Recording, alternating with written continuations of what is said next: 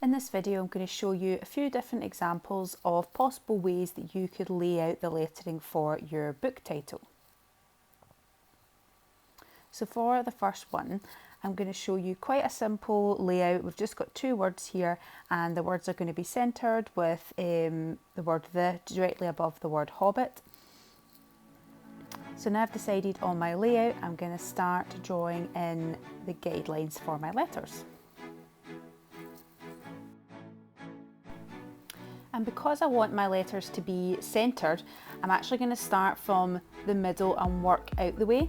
So I'm starting with the letter H and "the", and then I'm going on to the E, and then I'll put the T on the other side. So that's going to help me get the words to be centred. Now that I'm moving on to sketching in the word "hobbit", I can see that the first B in "hobbit" is directly below the T in "the". So that's what I'm doing, and that's going to help me get that second word "hobbit" be centred below the word "the". I'm now going to go around each letter and fill out its shape. So for this style of font, the letters are not the same thickness all the way round. There are some bits that are thicker and some bits that are thinner. It's a reasonably straightforward style of lettering. There are some kind of pointed edges on the ends of some of my letters, so I'm adding that in as well.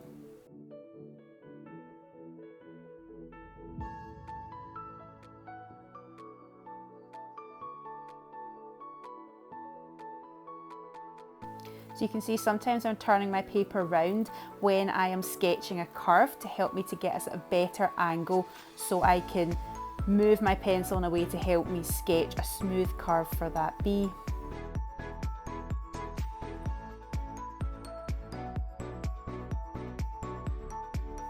You can of course use a ruler for any straight edge letters that you've got.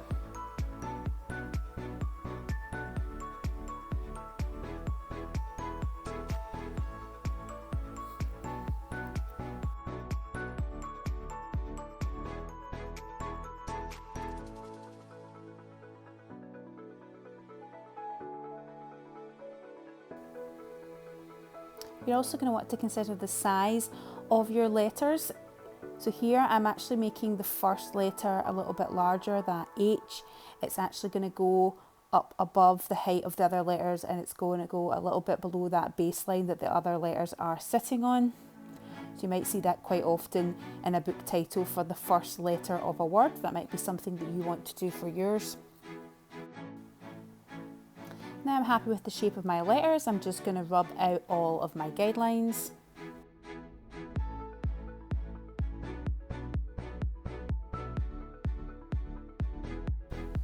And to finish off, I'm just tidying up one or two edges that I rubbed out a little bit with my rubber. There's my first layout example complete, so you might want to do something similar if you've got a short title. Now I'm moving on to one that has got a longer title. So if you're doing a book title which is longer, you want to consider how many lines you want the letters to be on and how many words you want to be on each one of those lines. So for this one, I'm doing 2 words on each line, and then wardrobe is a longer word, so it's going to have a line to itself. So I'm going to need 4 lines for my lettering. So now I'm going to start sketching out my letters, and once again I want these letters to be centred, so I'm going to work from the middle out the way.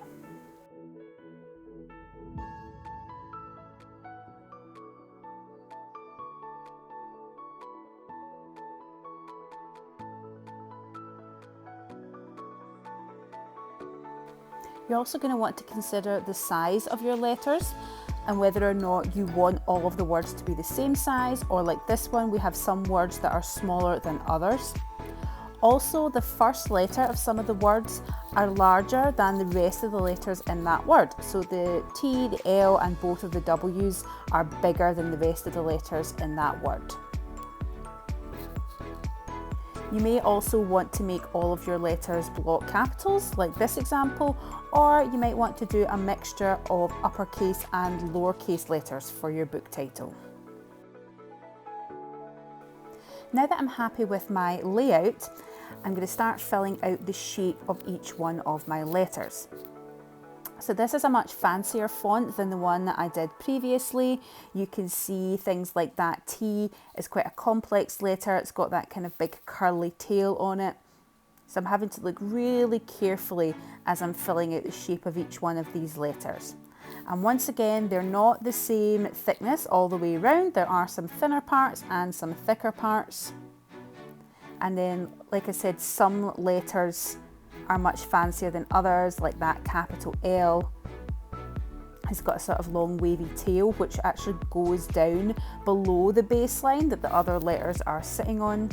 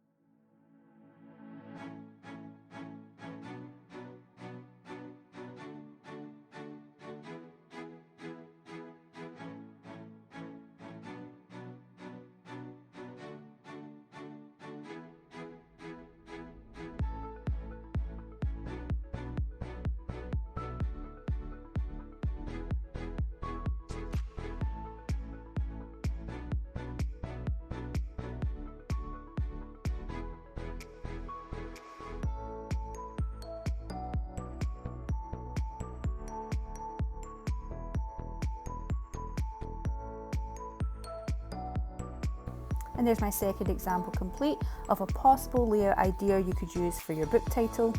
Now moving on to one which is a little bit different, because you can see this time the letters are not sitting on a horizontal line, they're sitting on two diagonal curved lines. So I'm going to start by drawing out my guidelines, but this time not using a ruler, of course. Once again, I'm working from the centre out the way.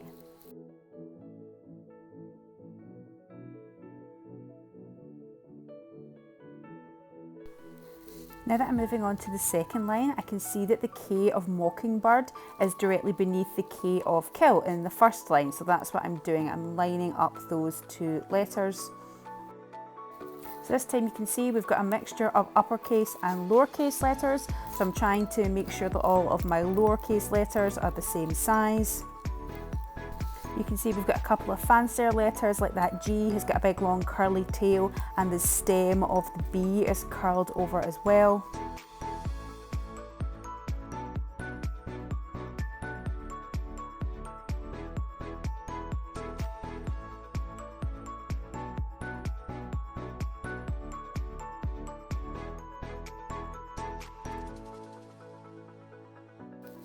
Okay, now that I'm happy with my sketch of my letters, I'm going to go around and start filling out the shape of each one.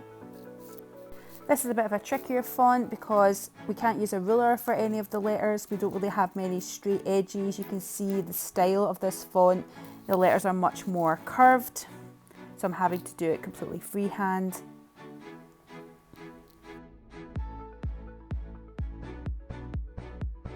So this is where it's really important to have done that sketch of your letters first. As you can see, it makes it a lot easier because I'm working around that little sketch as I fill out the shape of each letter, and it just means that I have a lot less rubbing out to do when I'm working on my lettering.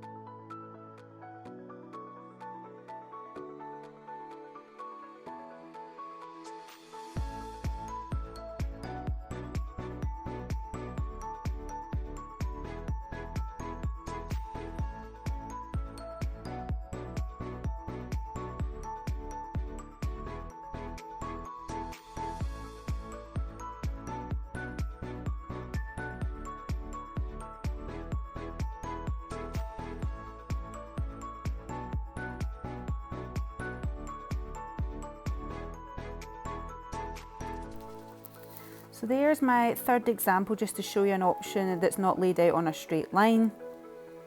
So hopefully that's given you a few ideas of possible ways that you might like to lay out the lettering for your book title.